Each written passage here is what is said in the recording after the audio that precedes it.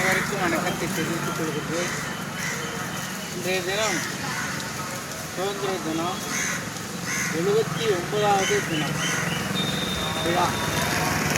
அது சமயம் இங்கே நல்லாவது பேசுவார். இன்றைக்கி இந்த வருஷம் நமது சுதந்திர தினத்தை பற்றி விளக்கமாக மக்களுக்கு சொல்லுமாறு கேட்டுக்கொள்கிறேன். அரியலூர் மாவட்டம் குலமாணிக்கம் கிராமத்தில் இன்றைக்கு இந்த 29வது விடுதலை நாளை நாம் கொண்டாடி கொண்டிருக்கிறோம். இந்த விடுதலையை பெறுவதற்கு பல பேர் தங்களுடைய உயிரை இழந்து, தங்களுடைய ரத்தத்தை இழந்து, தங்களுடைய கண்ணீரை இழந்து, சிறை கொட்டடியிலே இருந்து அடிபட்டு தான் இந்த விடுதலை நமக்கு கிடைத்தது. விடுதலை என்ன முத்தாட்களாக என நாமக்கல் சொல்லியிருக்கிற மாதிரி விடுதலை பெறுவதற்கு நாம் ரொம்ப துயரங்களை சந்தித்து தான் பெற்றோம். நாங்கள் கண்ணீரால் வளர்த்தோம் சர்வே தான் பாரதி கூட சொல்லுவான்.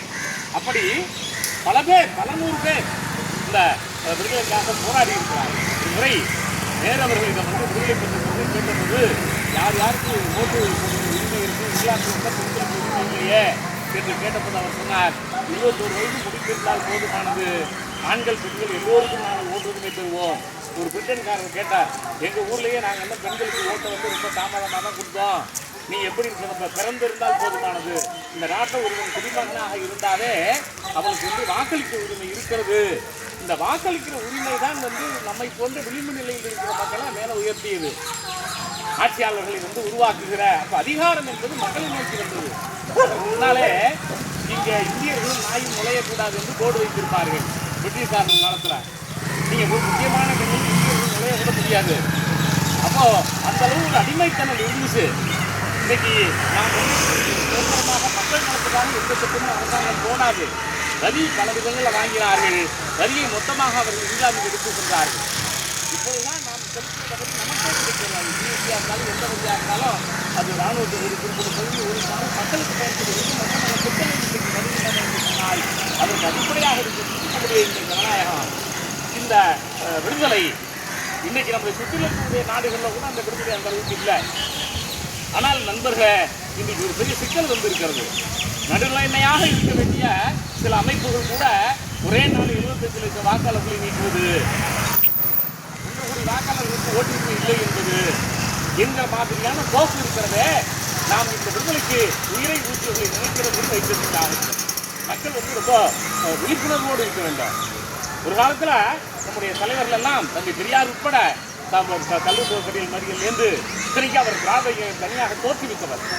தமிழ்நாட்டில் காங்கிரஸ் பேரியக்கம் பெரிய அளவில் அன்றைக்கு இந்த விடுதலைக்காக போராடியது. பல பேர் சிறையிலேயே மாண்டார்கள். அவர் சொன்னாரெல்லாம் புதிய சொத்துக்களை இழந்தார். நீங்கள் பாரதிய போன்றவர்கள் நீங்கள் பலரும் இந்த விடுதலைக்காக போராடி இருக்கிறார்கள். அந்த போராட்டத்துக்கு கிடைத்தது. அதனால அந்த வாக்குரிமை நமக்கு காப்பது முக்கியமானது. அதே போல சமூக நல்லிணக்கம்.